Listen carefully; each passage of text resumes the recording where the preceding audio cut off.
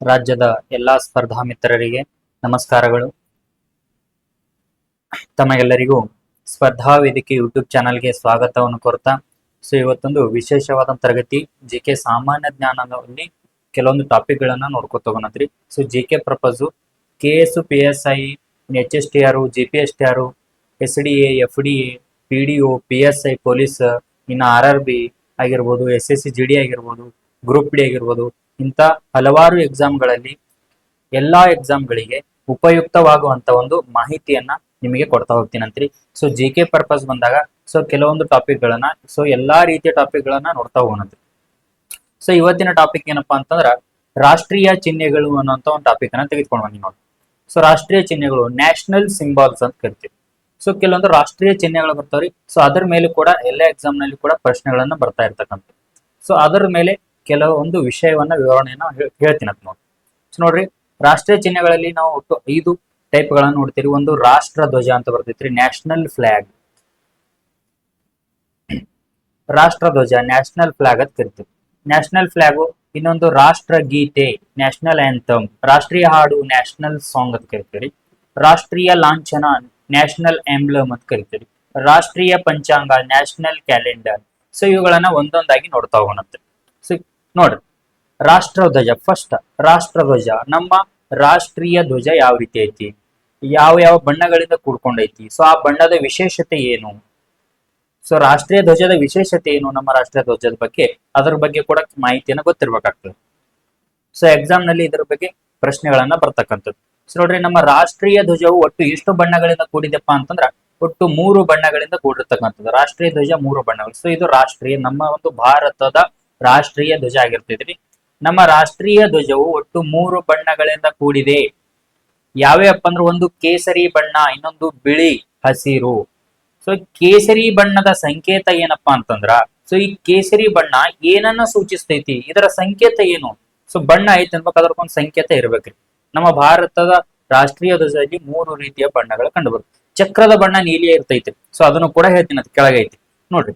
ಕೇಸರಿ ಅನ್ನುವಂಥದ್ದು ತ್ಯಾಗ ಮತ್ತು ಧೈರ್ಯವನ್ನ ಸೂಚಿಸ್ತಕ್ಕಂಥದ್ದು. ಕೇಸರಿ ಬಣ್ಣದ ಸಂಕೇತ ಬಂದ್ಬಿಟ್ಟು ತ್ಯಾಗ ಮತ್ತು ಧೈರ್ಯ. ಕೇಸರಿ ಬಣ್ಣದ ಸಂಕೇತ ಇರ್ತಿತ್ತು, ತ್ಯಾಗ ಮತ್ತು ಧೈರ್ಯ. ಇನ್ನ ಬಿಳಿ ಬಣ್ಣದ ಸಂಕೇತ ಸತ್ಯ ಮತ್ತು ಶಾಂತಿ ಆಗಿರ್ತೈತಿ. ಬಿಳಿ ಬಣ್ಣ ಏನನ್ನ ಸಂಕೇತವನ್ನ ಸೂಚಿಸ್ತೈತಿಪ್ಪ ಅಂತಂದ್ರೆ ಸತ್ಯ ಮತ್ತು ಶಾಂತಿ. ಇನ್ನು ಹಸಿರು ಬಣ್ಣ ಸಮೃದ್ಧಿಯನ್ನ ಸೂಚಿಸ್ತಕ್ಕಂಥದ್ದು. ಈ 3 ಬಣ್ಣಗಳಿಂದ ನಮ್ಮ ರಾಷ್ಟ್ರೀಯ ಧ್ವಜ ಏನ್ ಇಂಡಿಕೇಟರ್ ಮಾಡ್ತಪ್ಪ, ನಮ್ಮ ರಾಷ್ಟ್ರ ಯಾವ ರೀತಿ ಐತಿ ಅಂತಕ್ಕದನ್ನ ಇಂಡಿಕೇಶನ್ ಅನ್ನು ಮಾಡ್ತಕ್ಕಂಥದ್ದು. ಓಕೆ, ಕೇಸರಿ ಬಣ್ಣ ತ್ಯಾಗ ಮತ್ತು ಧೈರ್ಯವನ್ನ ಸೂಚಿಸ್ತಕ್ಕಂಥದ್ದು, ಬಿಳಿ ಬಣ್ಣ ಸತ್ಯ ಶಾಂತಿಯನ್ನ ಸೂಚಿಸ್ತಕ್ಕಂಥದ್ದು, ಹಸಿರು ಬಣ್ಣ ಸಮೃದ್ಧಿಯನ್ನು ಸೂಚಿಸ್ತಕ್ಕಂಥದ್ದು. ಅಂದ್ರೆ ನಮ್ಮ ದೇಶ ಯಾವಾಗ್ಲೂ ಹಸಿರು ಭರಿತವಾಗಿರ್ತಕ್ಕಂಥದ್ದು. ಎಲ್ಲಾ ಬೆಳೆಗಳನ್ನ ಬೆಳಿತಕ್ಕಂಥ ದೇಶ ನಮ್ದು. ಕೆಲವೊಂದು ದೇಶಗಳಲ್ಲಿ ಆಹಾರನೇ ಬೆಳೆದಿಲ್ರಿ, ನಮ್ಮ ದೇಶದಲ್ಲಿ ಎಲ್ಲಾ ರೀತಿಯ ಆಹಾರ ಉತ್ಪನ್ನಗಳನ್ನ ಪಡಿತೀವ್ರಿ. ನಮ್ಮ ದೇಶ ಆಹಾರದಿಂದ ಸಮೃದ್ಧಿ ಆಗಿರ್ತಕ್ಕಂಥ ದೇಶ ನಮ್ದು. ಅದಕ್ಕಾಗಿ ಈ ಹಸಿರು ಬಣ್ಣ ಸಮೃದ್ಧಿಯನ್ನು ಸೂಚಿಸ್ತಕ್ಕಂಥದ್ದು. ನೆಕ್ಸ್ಟ್, ರಾಷ್ಟ್ರ ಧ್ವಜದಲ್ಲಿ ಚಕ್ರಗಳ ಸಂಖ್ಯೆ 1, ಆದರೆ ಕಡ್ಡಿಗಳ ಸಂಖ್ಯೆ 24. ಚಕ್ರ ಬಂದರ ರಾಷ್ಟ್ರ ಧ್ವಜದಲ್ಲಿ ಇರ್ತಕ್ಕಂಥ ಚಕ್ರ 1, ಆದರೆ ಕಡ್ಡಿಗಳ ಸಂಖ್ಯೆ 24. ಆ ಚಕ್ರದಲ್ಲಿರುವ ಕಡ್ಡಿಗಳ ಸಂಖ್ಯೆ 24 ಆಗಿರ್ತಕ್ಕಂಥದ್ದು. ಭಾರತ ದೇಶದಲ್ಲಿ ಕಂಡು ಬರುವ 24 ಗಂಟೆ ಸಮಯವನ್ನ ಸೂಚಿಸ್ತೈತಿ ನೋಡಿ. ಈ 24 ಕಡ್ಡಿಗಳ ಸಂಕೇತ ಏನಪ್ಪಾ ಅಂತಂದ್ರ ನಮ್ಮ ಭಾರತ ದೇಶದಲ್ಲಿ 24 ಗಂಟೆ ಸಮಯವನ್ನು ಸೂಚಿಸುವುದೇ ಈ ಒಂದು 24 ಕಡ್ಡಿಗಳ ಒಂದು ಸೂಚನೆ ಅಂತ ಹೇಳ್ತೀರಿ. ಇದು ನೀಲಿ ಬಣ್ಣದಲ್ಲಿ ಇರ್ತಕ್ಕಂಥದ್ದು. ಚಕ್ರದ ಬಣ್ಣ ನೀಲಿಯಾಗಿದೆ. ಇದರ ಸಂಕೇತ ಏನಪ್ಪಾ ಅಂದ್ರೆ ಪ್ರಗತಿ ಮತ್ತು ಉನ್ನತಿ ಅಂತ ಅರ್ಥ. ಪ್ರಗತಿ ಅಥವಾ ಉನ್ನತಿ. ನೀಲಿ ಬಣ್ಣದ ಸಂಕೇತ ಪ್ರಗತಿ ಮತ್ತು ಉನ್ನತಿ. ಪ್ರಗತಿ ಮತ್ತು ಉನ್ನತಿ ಆಗಿರ್ತದೆ. ಕೇಸರಿ ಬಣ್ಣದ್ದು ತ್ಯಾಗ ಮತ್ತು ಧೈರ್ಯ, ಬಿಳಿ ಬಣ್ಣದ್ದು ಸತ್ಯ ಮತ್ತು ಶಾಂತಿ, ಹಸಿರು ಬಣ್ಣದ್ದು ಸಮೃದ್ಧಿ ಆಗಿರ್ತೈತೆ.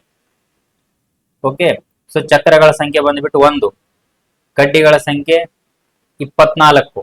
24 ಗಂಟೆ ಸಮಯನ ಭಾರತ ದೇಶದಲ್ಲಿ ಕಂಡು ಬರ್ತಕ್ಕಂಥದ್ದು ಸೂಚಿಸ್ತೈತೆ. ನೀಲಿ ಬಣ್ಣದ ಸಂಕೇತ ಪ್ರಗತಿ ಮತ್ತು ಉನ್ನತಿ ಆಗಿರ್ತಕ್ಕಂಥದ್ದು. ಓಕೆ, ನೋಡ್ರಿ ನೆಕ್ಸ್ಟ್. ಇನ್ನ ಕಪ್ಪು ಧ್ವಜದ ಸಂಕೇತ ಅಂತ ಬಂದಾಗ ಪ್ರತಿಭಟನೆಯನ್ನ ಸೂಚಿಸ್ತಕ್ಕಂಥದ್ದು. ಅರ್ಧ ಧ್ವಜದ ಸಂಕೇತ ಬಂದಾಗ ಸಂತಾಪ ಶೋಕಾಚಾರಣೆ. ಯಾರಾದ್ರೂ ಮಹಾನ ವ್ಯಕ್ತಿಗಳು, ನಮ್ಮ ದೇಶದ ಮಹಾನ ವ್ಯಕ್ತಿಗಳ ನೀವೇನಾದ್ರೂ ನಿಧನ ಹೊಂದಿದ್ರ ಈ ಅರ್ಧ ಧ್ವಜದ ಸಂಕೇತವನ್ನ ಮಾಡ್ಲಾಗ್ತಾರೆ. ಅರ್ಧ ಧ್ವಜವನ್ನ ಇಲ್ಲಿ ಕೊಟ್ಟೈತಿ ನೋಡ್ರಿ, ಉದಾಹರಣೆ ಒಂದು ಕೊಟ್ಟಿನ್ರಿ. 2018ರಲ್ಲಿ ಆಗಸ್ಟ್ 16 ಅಜಾತ ಶತ್ರು ಎಂಬ ಬಿರುದು ಹೊಂದಿರತಕ್ಕಂತ ಅಟಲ್ ಬಿಹಾರಿ ವಾಜಪೇಯಿ ಅವರು ನಿಧನ ಹೊಂದಿದ್ದರು. ಆ ಸಮಯದಲ್ಲಿ ಇವರಿಗೆ ಗೌರವ ಸಲ್ಲಿಸುವ ಸಲುವಾಗಿ ಅರ್ಧ ಧ್ವಜ ಇಳಿಸಿ, ಅರ್ಧ ಧ್ವಜವನ್ನು ಇಳಿಸಿ, ಅರ್ಧ ಧ್ವಜ ಸಂಕೇತ ಅಂತಂದ್ರೆ ಮಹಾನ್ ವ್ಯಕ್ತಿಗಳು ನಿಧನ ಹೊಂದಿದಾಗ ಸಂತಾಪವನ್ನು ಸೂಚಿಸ್ತಕ್ಕಂಥದ್ದು, ಶೋಕಾಚರಣೆಯನ್ನ ಮಾಡ್ತಕ್ಕಂಥದ್ದು. ಅರ್ಧ ಧ್ವಜದ ಸಂಕೇತ, ಕಪ್ಪು ಧ್ವಜದ ಪ್ರತಿಭಟನೆ ಸೂಚಿಸ್ತಕ್ಕಂಥದ್ದು. ರಾಷ್ಟ್ರಗೀತೆಯ ಮೊದಲನೇ 2 ಸಾಲುಗಳು ಮತ್ತು ಕೊನೆ 2 ಸಾಲುಗಳು 12 ರಿಂದ 20 ಸೆಕೆಂಡ್ ಒಳಗಡೆ ರಾಷ್ಟ್ರಗೀತೆಯನ್ನು ಹಾಡಿಸಿ 7 ದಿವಸ ಕೇಂದ್ರ ಸರ್ಕಾರ ಸಂತಾಪವನ್ನು ಸೂಚಿಸಿದ್ರೆ ಆ ಸಮಯದೊಳಗೆ. ಸೊ ಈ ರೀತಿ ಅರ್ಧ ಧ್ವಜವನ್ನು ಇಳಿಸಿ ಗೌರವನ ಸಲ್ಲಿಸ್ತಕ್ಕಂಥದ್ದು ದೇಶದ ಮಹಾನ್ ವ್ಯಕ್ತಿಗಳು ನಿಧನ ಹೊಂದಿದಾಗ. ಓಕೆ, ಅಟಲ್ ಬಿಹಾರಿ ವಾಜಪೇಯಿ ಅವರು 2018 ಆಗಸ್ಟ್ 16ರಂದು ನಿಧನ ಹೊಂದಿರ್ತಾರೆ. ಆ ಒಂದು ಸಮಯದಲ್ಲಿ ಕೇಂದ್ರ ಸರ್ಕಾರವು ಇವರಿಗೆ ಅರ್ಧ ಧ್ವಜವನ್ನ ಇಳಿಸಿ ರಾಷ್ಟ್ರಗೀತೆಯ ಮೊದಲ 2 ಸಾಲುಗಳು ಮತ್ತು ಕೊನೆ 2 ಸಾಲುಗಳು 12 ರಿಂದ 20 ಸೆಕೆಂಡ್ ಒಳಗಾಗಿ ಹಾಡಿ ಏನ್ ಮಾಡಿದ್ರಪ್ಪ ಅಂತಂದ್ರೆ ಸಂತಾಪವನ್ನು ಸೂಚಿಸಿದ್ದಾರೆ. ಇನ್ನು ರಾಷ್ಟ್ರ ಧ್ವಜನೂ ಬರ್ತೈತ್ರಿ, ಇದು ಸರಿ, ರಾಷ್ಟ್ರಗೀತೆನೂ ಬರ್ತೈತಿ. ನೆಕ್ಸ್ಟ್ ನೋಡ್ರಿ, ನಮ್ಮ ರಾಷ್ಟ್ರೀಯ ಧ್ವಜವನ್ನು 6 ಬಾರಿ ಬದಲಾವಣೆ ಮಾಡಿರ್ತಕ್ಕಂಥದ್ದು, ಇದೊಂದು ಪಾಯಿಂಟ್ ಗೊತ್ತಿರಬೇಕ್ರಿ.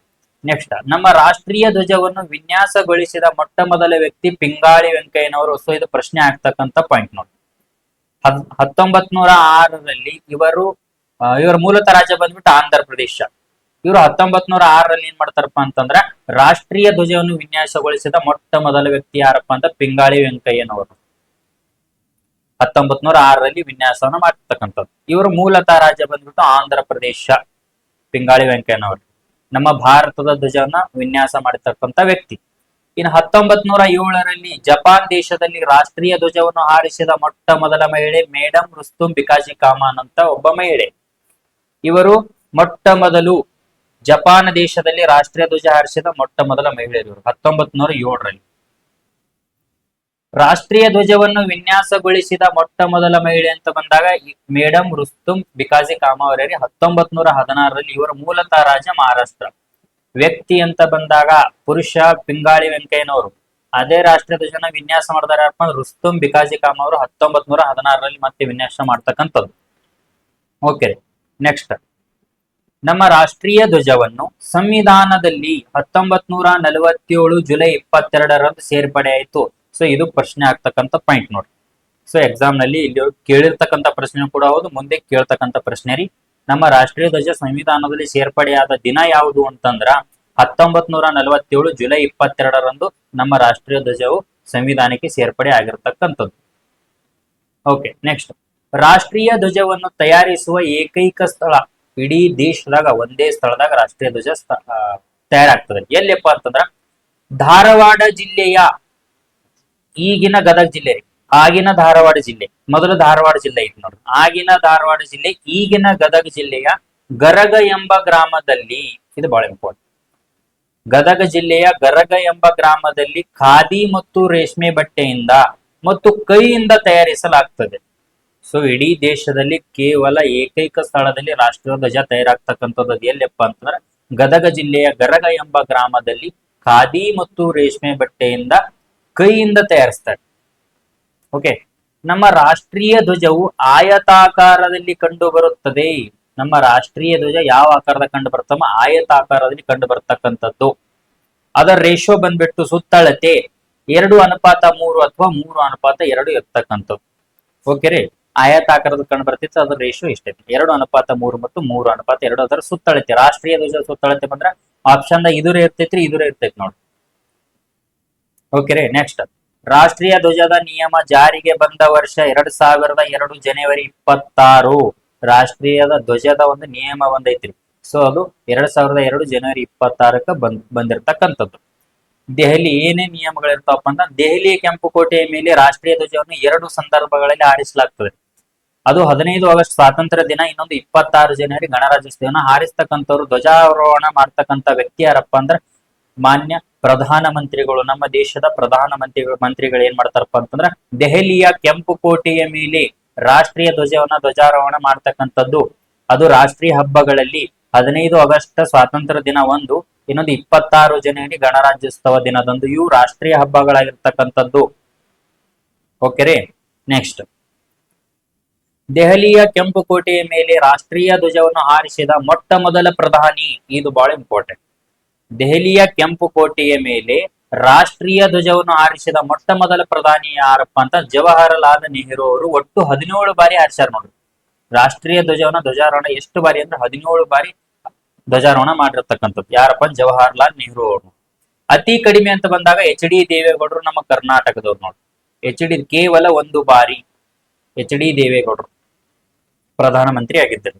ನೆಕ್ಸ್ಟ್, ಮೊದಲ ಮಹಿಳಾ ಪ್ರಧಾನಿ ಶ್ರೀಮತಿ ಇಂದಿರಾ ಗಾಂಧಿ 16 ಬಾರಿ. ಶ್ರೀಮತಿ ಇಂದಿರಾ ಗಾಂಧಿ ಅವರು ಒಟ್ಟು 16 ಬಾರಿ ಧ್ವಜಾರೋಹಣ ಮಾಡಿರ್ತಕ್ಕಂಥ ಮೊದಲ ಮಹಿಳೆ ಕೂಡ ಇವರೇ ನೋಡಿ. ನೆಕ್ಸ್ಟ್, ಪ್ರಸ್ತುತ ನರೇಂದ್ರ ಮೋದಿ ಅವರು 12 ಬಾರಿ ಧ್ವಜವನ್ನ ಹಾರಿಸಿರ್ತಕ್ಕಂಥದ್ದು. ಸೊ ಪ್ರೆಸೆಂಟ್ ಇರ್ತಕ್ಕಂಥ 12 ಬಾರಿ ನರೇಂದ್ರ ಮೋದಿ ಅವರನ್ನು ಧ್ವಜಾರೋಹಣ ಮಾಡಿರ್ತಕ್ಕಂಥದ್ದು. Next point. ನೆಕ್ಸ್ಟ್ ಬರೋದು ಈಗಿನ ರಾಷ್ಟ್ರೀಯ ಧ್ವಜ ಮುಗಿತು, ಇನ್ನ ರಾಷ್ಟ್ರಗೀತೆ, ನ್ಯಾಷನಲ್ ಆಂಥಮ್ ಅಂತ ಕರಿತೀವಿ. ಸೊ ನಮ್ಮ ರಾಷ್ಟ್ರಗೀತೆ ಯಾವ್ದಪ್ಪ ಅಂತ ಜನಗಣಮನ ಅಂತಕ್ಕಂಥದ್ದು ನಮ್ಮ ರಾಷ್ಟ್ರೀಯ ಗೀತೆ ಆಗಿರತಕ್ಕಂಥದ್ದು. ಜನಗಣಮನ ಎಂಬ ಗೀತೆಯನ್ನು ಗೀತಾಂಜಲಿ ಎಂಬ ಕಾದಂಬರಿಯಿಂದ ಆಯ್ದುಕೊಳ್ಳಲಾಗಿದೆ. ನಮ್ಮ ಜನಗಣಮನ ಎಂಬ ಗೀತೆ ಯಾವ ಒಂದು ಕಾದಂಬರಿಯಿಂದ ಆಯ್ದುಕೊಳ್ಳಲಾಗಿದೆಪ್ಪ ಅಂತಂದ್ರ ಗೀತಾಂಜಲಿ ಎಂಬ ಒಂದು ಕಾದಂಬರಿಯಿಂದ ಆಯ್ದುಕೊಳ್ಳಲಾಗಿದೆ. ಸೊ ಈ ಗೀತಾಂಜಲಿ ಎಂಬ ಒಂದು ಕಾದಂಬರಿ ಬರೆದಂತ ವ್ಯಕ್ತಿ ಯಾರಪ್ಪ ಅಂತಂದ್ರ ರವೀಂದ್ರನಾಥ್ ಟ್ಯಾಗೋರ್ ಅವರು ನೋಡಿ. ಬರೆದವರು ರವೀಂದ್ರನಾಥ್ ಟ್ಯಾಗೋರ್. ಇವರು ಮೂಲತಃ ಪಶ್ಚಿಮ ಬಂಗಾಳದವರು. ಇನ್ನ ಈ ರಾಷ್ಟ್ರಗೀತೆ ಯಾವ ರಾಗದಲ್ಲಿದೆ ಅಂತ ಬಂದಾಗ ಮಲ್ಲಾರ ರಾಗದಲ್ಲಿ ಇರ್ತಕ್ಕಂಥದ್ದು, ಮಲ್ಲಾರ ರಾಗದಲ್ಲಿ ಕಂಡು ಬರ್ತಕ್ಕಂಥದ್ದು. ಇವರು ಒಟ್ಟು 2 ದೇಶದ ರಾಷ್ಟ್ರಗೀತೆಯನ್ನ ಬರೆದಾರ್ರಿ. ಯಾರಪ್ಪ? ರವೀಂದ್ರನಾಥ್ ಟ್ಯಾಗೋರ್ ಅವರು ಒಟ್ಟು 2 ದೇಶದ ರಾಷ್ಟ್ರಗೀತೆಯನ್ನ ಬರೆದಂತ ವ್ಯಕ್ತಿರು. ಯಾವ ದೇಶಪ್ಪ? ಒಂದು ಭಾರತ, ಇನ್ನೊಂದು ಬಾಂಗ್ಲಾದೇಶ. ಭಾರತದ ಜನಗಣಮನ ಆಗಿರ್ತೈತ್ರಿ ಒಟ್ಟು 13 ಸಾಲುಗಳಿಂದ ಕೂಡಿರ್ತಕ್ಕಂಥ ಒಂದು ರಾಷ್ಟ್ರಗೀತೆ. ಇನ್ನ ಬಾಂಗ್ಲಾದೇಶದ ರಾಷ್ಟ್ರಗೀತೆ ಅಮರ್ ಸೋನಾರ್ ಬಾಂಗ್ಲಾ ಅಂತಕ್ಕಂಥದ್ದು. ಇದು 119 ಸಾಲುಗಳನ್ನ ಒಳಗೊಂಡಿರ್ತಕ್ಕಂಥದ್ದು. ಅಮರ್ ಸೋನಾರ್ ಬಾಂಗ್ಲಾ ಅಂತೇಳಿ ಬಾಂಗ್ಲಾದೇಶದ್ರಿ. ಇನ್ನ ಭಾರತ ಜನಗಣಮನ ಅಂತಕ್ಕಂಥ 13 ಸಾಲುಗಳು. ಇದು ರಾಷ್ಟ್ರಗೀತೆಯ ಬಗ್ಗೆ ರೀ. ಇನ್ನ ರಾಷ್ಟ್ರಗೀತೆಯನ್ನು ಬಂಗಾಳಿ ಭಾಷೆಯಲ್ಲಿ ಯಾವ ಭಾಷೆಯಲ್ಲಿ ಬರೆಯಲಾಗಿದೆಪ್ಪ? ಬಂಗಾಳಿ ಭಾಷೆಯಲ್ಲಿ ಬರೆಯಲಾಗಿದೆ. ಸೊ ಬಹಳ ಇಂಪಾರ್ಟೆಂಟ್. ರಾಷ್ಟ್ರಗೀತೆಯು ಯಾವ ಭಾಷೆಯಲ್ಲಿ ಬರೆಯಲಾಗಿದೆ ಅಂದ್ರೆ ಬಂಗಾಳಿ ಭಾಷೆಯಲ್ಲಿ ಬರೆಯಲಾಗಿರ್ತಕ್ಕಂಥದ್ದು. ಇನ್ನು ಹಿಂದಿ ಮತ್ತು ಉರ್ದು ಭಾಷೆಗೆ ರಾಷ್ಟ್ರಗೀತೆಯನ್ನು ಭಾಷಾಂತರಿಸಿದವರು ಅಂತ ಬಂದಾಗ important exam purpose Abid Ali ಅವರು ನೋಡಿ. ಅಬೀದ್ ಅಲಿ ಅವರು ಹಿಂದಿ ಮತ್ತು ಉರ್ದು ಭಾಷೆಗೆ ರಾಷ್ಟ್ರಗೀತೆಯನ್ನು ಭಾಷಾಂತರ ಮಾಡ್ತಾರ್ರಿ. ಮೂಲತಃ ಯಾವ ಭಾಷೆಯಲ್ಲಿ ಬರೆಯಲಾಗಿದೆ ಅಂತ ಬಂದಾಗ ಬಂಗಾಳಿ ಭಾಷೆಯಲ್ಲಿ ಬರೆಯಲಾಗಿರ್ತಕ್ಕಂಥದ್ದು ಯಾವ್ದಪ್ಪ? ರಾಷ್ಟ್ರಗೀತೆ. ಓಕೆ. ನೆಕ್ಸ್ಟ್, 1911 ಡಿಸೆಂಬರ್ 27ರಂದು ಭಾರತ ರಾಷ್ಟ್ರೀಯ ಕಾಂಗ್ರೆಸ್ ಕಲ್ಕತ್ತಾ ಅಧಿವೇಶನ ನಡೆದಿತ್ರಿ. ಅದರ ಅಧ್ಯಕ್ಷತೆ ಯಾರು ವಹಿಸ್ಕೊಂಡಿದ್ರಪ್ಪ ಅಂತಂದ್ರ ಭೂಷಣ ನಾರಾಯಣ ಧರ್ ಅಥವಾ BN ಧರ್ ಅವರ ಅಧ್ಯಕ್ಷತೆಯಲ್ಲಿ 1911 ಡಿಸೆಂಬರ್ 27 ಭಾರತ ರಾಷ್ಟ್ರೀಯ ಕಾಂಗ್ರೆಸ್ ಕಲ್ಕತ್ತಾ ಅಧಿವೇಶನ ನಡೆದಿತ್ರಿ. ಆ ಸಮಯದಲ್ಲಿ ಮೊಟ್ಟ ಮೊದಲ ಬಾರಿಗೆ ರಾಷ್ಟ್ರಗೀತೆಯನ್ನು ಹಿಂದಿ ಭಾಷೆಯಲ್ಲಿ ಹಾಡಿದವರು ಯಾರಪ್ಪ ಅಂತಾರೆ? ಈ ರವೀಂದ್ರನಾಥ ಟ್ಯಾಗೋರ್ ಅವರ ಸಹೋದರಿಯ ಮಗಳಾದ ಸರಳಾದೇವಿ ಚೌಧರಾಣಿ ಅಂತಕ್ಕಂಥ ಒಬ್ಬ ಮಹಿಳೆ ಏನ್ ಮಾಡ್ತಾರಪ್ಪ? ಈ ಸಭೆಯಲ್ಲಿ ಪದ್ಯವನ್ನ ಹಾಡ್ತಾರೆ. ಅದು ಯಾರ ಸ್ವಾಗತಕ್ಕಾಗಿತ್ತಪ್ಪ ಅಂತಂದ್ರೆ ಈ ಒಂದು ಸಭೆಗೆ, ಈ ಒಂದು ಅಧಿವೇಶನಕ್ಕೆ ಇಂಗ್ಲೆಂಡಿನ 5ನೇ ಜಾರ್ಜ್ ಮುಖ್ಯ ಅತಿಥಿಯಾಗಿ ಭಾಗವಹಿಸಿದ್ರಿ. ಅವರ ಒಂದು ಸ್ವಾಗತ ಗೀತೆಗಾಗಿ ಈ ಜನಗಣಮನ ಎಂಬ ಗೀತೆಯನ್ನು ಮೊಟ್ಟ ಮೊದಲ ಬಾರಿಗೆ ಹಿಂದಿ ಭಾಷೆಯಲ್ಲಿ ಹಾಡಿರ್ತಕ್ಕಂಥದ್ದು. ಓಕೆ ರೀ. ನೆಕ್ಸ್ಟ್, ಇತ್ತೀಚೆಗೆ 2011 ಡಿಸೆಂಬರ್ 27ರಂದು ರಾಷ್ಟ್ರಗೀತೆಯನ್ನು ಹಿಂದಿ ಭಾಷೆಯಲ್ಲಿ ಹಾಡಿದ್ದು 100 ವರ್ಷ ಕಂಪ್ಲೀಟ್ ಆಗಿರ್ತಕ್ಕಂಥದ್ದು. 2011 ಡಿಸೆಂಬರ್ 27ರಂದು ಹಿಂದಿ ಭಾಷೆಯಲ್ಲಿ ರಾಷ್ಟ್ರಗೀತೆ ಹಾಡಿದ್ದು 100 ವರ್ಷ ಕಂಪ್ಲೀಟ್ ಆಗಿರ್ತಕ್ಕಂಥದ್ದು ನೋಡ್ರಿ, ಒಂದು ಶತಕ. ಓಕೆ. ನೆಕ್ಸ್ಟ್, 1912 ಭಾರತ ವಿಧಾತ ಎಂಬ ತಲೆಬರಹದಲ್ಲಿ ತತ್ವಬೋಧಿನಿ ಎಂಬ ಪತ್ರಿಕೆಯಲ್ಲಿ ಪ್ರಕಟಿಸಿದವರು ಯಾರಪ್ಪ? ರವೀಂದ್ರನಾಥ ಟ್ಯಾಗೋರ್ ಅವರು ಭಾರತ ವಿಧಾತ ಎಂಬ ಒಂದು ತಲೆಬರಹವನ್ನ ತತ್ವಬೋಧಿನಿ ಎಂಬ ಒಂದು ಪತ್ರಿಕೆಯಲ್ಲಿ ಪ್ರಕಟವನ್ನ ಮಾಡ್ತಾರೆ 1912. ಭಾರತ ವಿಧಾತ ಅನ್ನುವಂಥದ್ದು ಒಂದು ತಲೆಬರಹ. ಯಾರಪ್ಪ ಅಂದ್ರೆ ರವೀಂದ್ರನಾಥ ಟ್ಯಾಗೋರ್ ಅನ್ನುವಂಥ ವ್ಯಕ್ತಿ. ನೆಕ್ಸ್ಟ್, ನಮ್ಮ ರಾಷ್ಟ್ರೀಯ ಗೀತೆಯಲ್ಲಿ ಒಟ್ಟು 3 ನದಿಗಳ ಹೆಸರು ಕಂಡು ಬರ್ತಾರೆ. ಅದು ಕೂಡ ಎಕ್ಸಾಮ್ ನಲ್ಲಿ ಕೇಳಿರ್ತಕ್ಕಂಥ ಪ್ರಶ್ನೆ, ಮುಂದೆ ಕೇಳ್ತಾರೆ. ಯಾವ ನದಿಯಪ್ಪ? ಒಂದು ಸಿಂಧೂ ನದಿ, ಇನ್ನೊಂದು ಗಂಗಾ ನದಿ, ಇನ್ನೊಂದು ಯಮುನಾ. ಸಿಂಧು, ಗಂಗಾ, ಯಮುನಾ ಈ 3 ನದಿಗಳ ಹೆಸರು ರಾಷ್ಟ್ರಗೀತೆಯಲ್ಲಿ ಕಂಡು ಬರ್ತಕ್ಕಂಥದ್ದು. ನೆಕ್ಸ್ಟ್, ರಾಷ್ಟ್ರೀಯ ಗೀತೆಯನ್ನು ಸಂವಿಧಾನದಲ್ಲಿ 1950 ಜನವರಿ 24ರಂದು ಮಂಗಳವಾರ ದಿನ ಸೇರ್ಪಡೆಯಾಯಿತು. ನಮ್ಮ ರಾಷ್ಟ್ರಗೀತೆ ಸಂವಿಧಾನಕ್ಕೆ ಸೇರ್ಪಡೆಯಾಗಿದ್ದು ಯಾವಾಗಪ್ಪ ಅಂತಂದ್ರೆ ಸೇರ್ಪಡೆ ಆದ ದಿನ ಬಂದ್ಬಿಟ್ಟು 1950 ಜನವರಿ 24 ಮಂಗಳವಾರ ದಿನ. 1950 ಜನವರಿ 24. ಓಕೆ ರೀ, ಸೇರ್ಪಡೆ ಆಗಿರತಕ್ಕಂಥದ್ದು. ಇನ್ನ ರಾಷ್ಟ್ರಗೀತೆ ಹಾಡಲು ತೆಗೆದುಕೊಳ್ಳುವ ಅವಧಿ ಇದನ್ನು ಕೂಡ ಗೊತ್ತಿರ್ಬೇಕು. 48 ಸೆಕೆಂಡ್ದಿಂದ 52 ಸೆಕೆಂಡ್ಗಳು. 48ರಿಂದ 52 ನೋಡ್ರಿ, 52 ಸೆಕೆಂಡ್ ರಾಷ್ಟ್ರಗೀತೆ ಹಾಡಲು ತೆಗೆದುಕೊಳ್ಳುವ ಸಮಯ ಅವಧಿ ಇಷ್ಟಿರ್ಬೇಕ್ರಿ. ಇನ್ನು ರಾಷ್ಟ್ರಗೀತೆಯನ್ನು ಮೂಲಭೂತ ಕರ್ತವ್ಯಗಳಲ್ಲಿ ಗೌರವಿಸುವುದು ನಮ್ಮ ಕರ್ತವ್ಯವಾಗಿದೆ. ಭಾರತದ ಪ್ರತಿಯೊಬ್ಬ ಪ್ರಜೆಯ ಕರ್ತವ್ಯ ಆಗಿರ್ತದೆ ರಾಷ್ಟ್ರಗೀತೆಯನ್ನ ಮೂಲಭೂತ ಕರ್ತವ್ಯ ರೀ, ಗೌರವಿಸ್ತಕ್ಕಂಥದ್ದು. ಓಕೆ, ನೆಕ್ಸ್ಟ್ ನೋಡಿ. 1919ರಲ್ಲಿ the morning song of India ಎಂಬ ಶೀರ್ಷಿಕೆಯಲ್ಲಿ ಜೇಮ್ಸ್ ಕಜಿನ್ಸ್ ಅವರ ಶಿಷ್ಯನೊಂದಿಗೆ ಮಾರ್ಗರೆಟ್ ಕಜಿನ್ಸ್ ರವರು ಇಂಗ್ಲಿಷ್ ಭಾಷೆಗೆ ಭಾಷಾಂತರವನ್ನ ಮಾಡ್ತಾರೆ.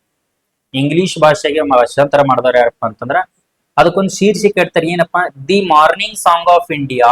The morning song of India ಅಂತ ಕರೀತಾರೆ. ಯಾಕಂದ್ರೆ ಬೆಳಗಿನ ಜಾವದಲ್ಲಿ ಹಾಡ್ತಕ್ಕಂತ ಈ ಒಂದು ರಾಷ್ಟ್ರಗೀತೆ. ಆದ ಕಾರಣಕ್ಕಾಗಿ ಇವರು ಜೇಮ್ಸ್ ಕಜಿನ್ಸ್ ಅನ್ನುವಂತ ವ್ಯಕ್ತಿ ಏನ್ ಮಾಡ್ತಾರಪ್ಪ ಅಂತ the morning song of India ಅನ್ನುವಂತ ಶೀರ್ಷಿಕೆ ಅಡಿಯಲ್ಲಿ ಅವರ ಶಿಷ್ಯನೊಂದಿಗೆ ಮಾರ್ಗರೆಟ್ ಕಜಿನ್ಸ್ ಅನ್ನಕ್ಕಂತ ಒಬ್ಬ ಶಿಷ್ಯರೊಂದಿಗೆ ಇವರು ಇಂಗ್ಲಿಷ್ ಭಾಷೆಗೆ ಭಾಷಾಂತರವನ್ನ ಮಾಡ್ತಾರೆ. ಓಕೆ, ಇದೊಂದು ಪಾಯಿಂಟ್ ನೆನ್ಪಿಟ್ಟು.